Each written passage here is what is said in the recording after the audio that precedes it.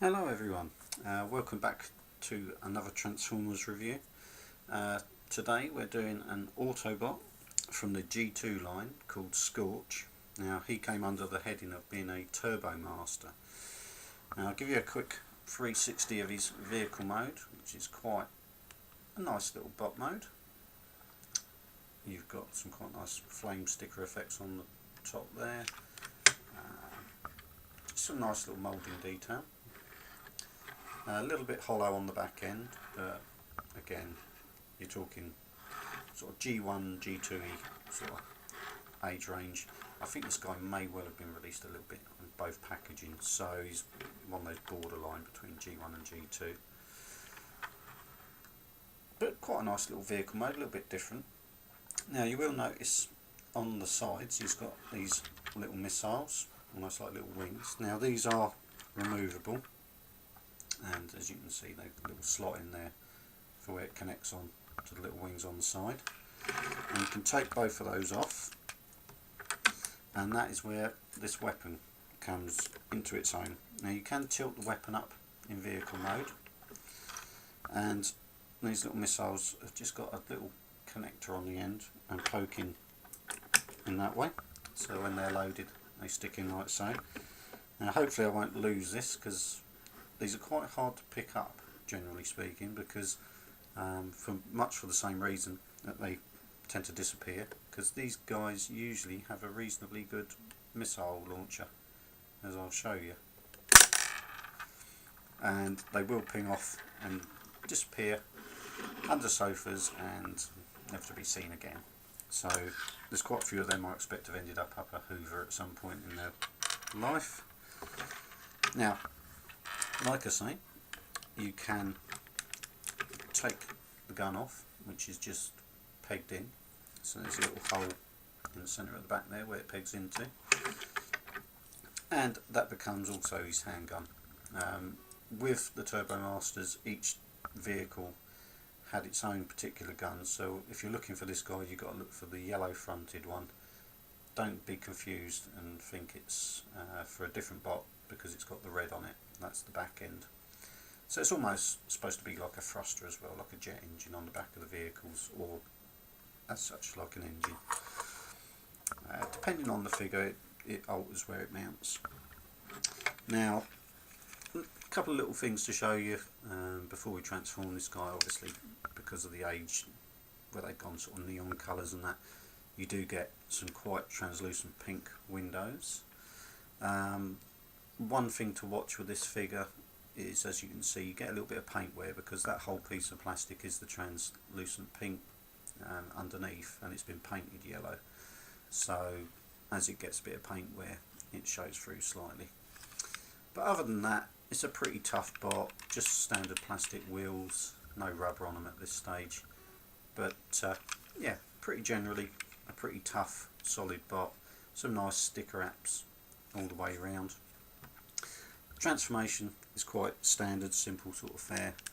You take the back end, and it is a little bit fiddly. You've got to sort of like bend it apart before you'll get clearance to flip the back down, and obviously you can see that becomes his legs, so you could have a weird Gerwalk sort of mode, but for the moment we'll just keep it out straight. You've then got to bring his sides, the front wheels, down and out to form his arms. So I'll show you that from underneath. Down slightly and then out, like so. And then you need to tilt the bonnet of the truck down, like so. And then that becomes not so much his chest. Now if that was a G1, then the head would pop up out of here, and that would kind of be it. But what you then do is turn the whole thing down so the flame effect is on his chest, and then you take the blue piece at the top and flip it over for the head reveal, like so. Now obviously at the moment his arms are in the wrong place, so you turn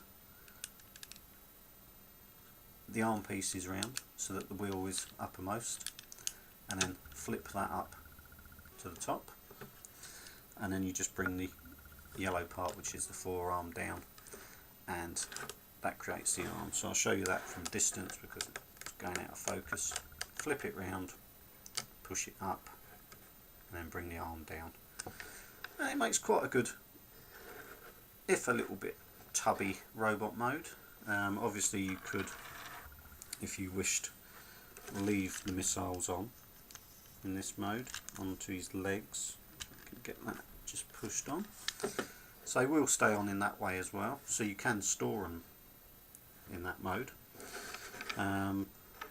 Bit hollow on the back as a figure, and again you get a great big opening there, but that does allow for some great light piping to show through, not only on the chest but also the head. Now I've got a little Transformers, it would be of course a Transformers torch, so I can shine a light through there. Now if that will work for me, you should be able to make out the light piping in the chest lights up great, and if I get the angle right, there you go. You do get some really good light piping on his visor for his eyes, but again it's all a matter of a case. It works better with the sun rather than trying to show you with a torch. Now of course, last but not least, obviously you can put a missile back into his gun, and of course that will peg nicely just into his hand, so it becomes a proper handgun and he can lift it up and aim it. The arms don't have 360 movement at the top because of the transformation, because this piece is all in one piece of plastic, so there's no hinging at that point, so it is literally just the forearm. And of course leg articulation doesn't exist unless you want him to kneel down, but again too front heavy for that. So a bit of a brick, but then we are talking from that, like I say, G1 / sort of G2 era, but quite a nice little bot, very colourful, great one to add to your shelves if you want to have that sort of G2 vibrancy about your shelves. But quite nice, and like I say, if I bring him in, some quite nice little detail, quite a good little head sculpt, a little bit unusual, but yeah, pretty good. Doesn't exactly look like anyone else. Again, it's quite nice.